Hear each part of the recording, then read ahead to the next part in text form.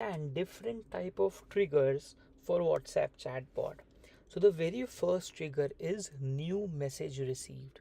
So this bot flow will basically get triggered as soon as any incoming message is received on the WhatsApp number. You can have only one bot for a new message received trigger, but you can have multiple bots for the keyword conditions that I'll explain further. So for a new message received or any message received, in this case any incoming message, this bot will get triggered.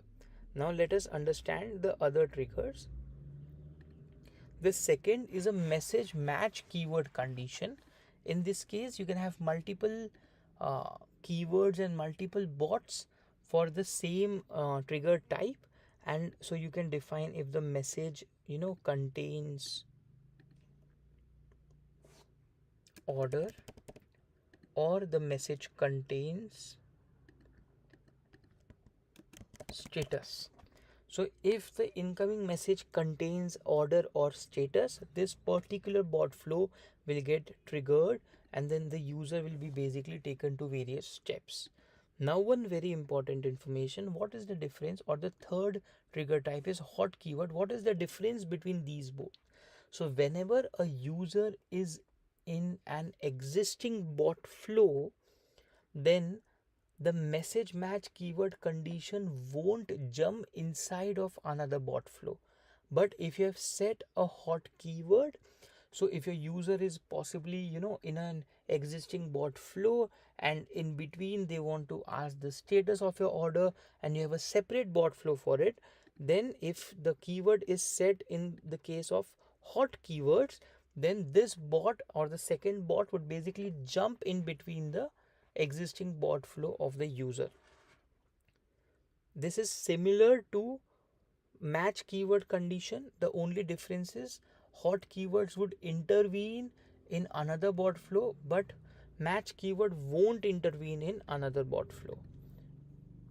The next two types are inbound webhook trigger. This is to initiate a bot via an external webhook. And the last one is click to WhatsApp ads. So if you're running Facebook ads, you can enter your ad IDs here. It can be multiple as well.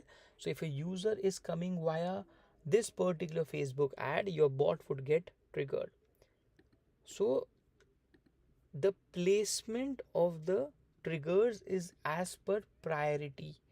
This being the highest, it means if you have set a bot flow with new message keyword, new message received, message match as well as hot keyword, for the same help keyword in both the cases, and new message basically would get triggered with any keyword.